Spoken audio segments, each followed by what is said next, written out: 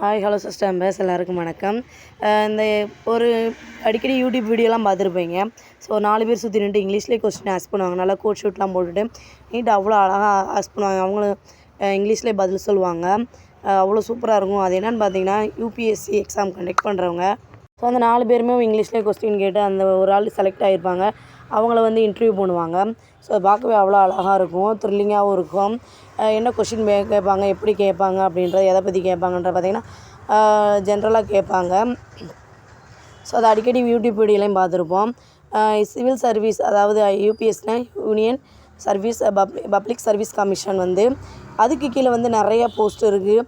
Civil service civil engineering service exam, main exam சொல்லுவாங்க. அப்புறம் IAS, IFS, IRS, IFRS நிறைய இந்த மாதிரி எக்ஸாம் நிறையா இருக்குது. கிட்டத்தட்ட 24 போஸ்ட்டு கிட்ட இதில் இருக்கும். இதில் 26 ஆப்ஷனல் சப்ஜெக்ட் இருக்கும். இதில் சிவில் இன்ஜினியரிங் சப்ஜெக்ட் மெயினாக எடுக்கணும், அதாவது சிவில் சர்வீஸ் எழுதுகிறவங்க. அப்புறம் பார்த்திங்கன்னா ஹிஸ்ட்ரி, ஏதாவது ஒரு டிகிரி, மெக்கானிக்கல், இந்த மாதிரி நிறையா சின்ன சின்ன சப்ஜெக்ட்லாம், அதாவது degree maximum minimum degree complete பண்ணியிருக்கணும் இந்த ஐஏஎஸ்க்கெலாம்.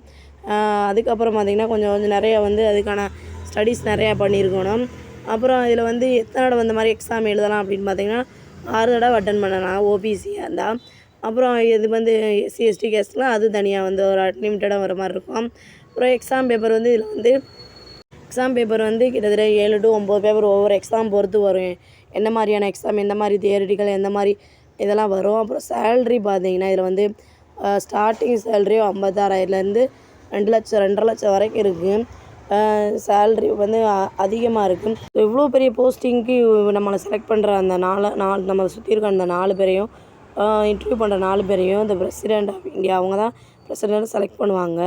ஸோ நான் எல்லா குழந்தைங்களையும் நம்ம இன்ட்ரெஸ்ட்டு காட்டுங்க அப்படின்னு சொல்லலை. எல்லா குழந்தைங்களையும் நம்ம ஆரம்பத்துலேருந்தே கொண்டு வந்தோம்னா நம்ம குழந்தைங்க நம்ம நினச்ச காட்டிலும் நல்லா வருவாங்கன்றதான் சொல்கிறேன். அவங்களுக்கு என்ன வருதோ அதுலேயும் இன்ட்ரெஸ்ட் காட்டுவாங்க. ஸோ இதை நம்ம ஆரம்பத்துலேருந்தே சின்னதாக நம்ம கொண்டு போனோம்னா கண்டிப்பாக இதில் ஏதாவது ஒன்றில் நம்ம குழந்தைங்க வரமாட்டாங்களா, இது கம்பெனியில் அவங்களுக்கு என்ன பிடிக்குமோ கொண்டு வரும். நம்மளும் ஆரம்பத்துலேருந்தே கொண்டு வந்து அவங்க இதில் கொஞ்சம் இன்ட்ரெஸ்ட்டாக இருப்பாங்க. ஏன்னா 5ல் வளையுது 50ல் வளையான்னு சொல்லுவாங்க.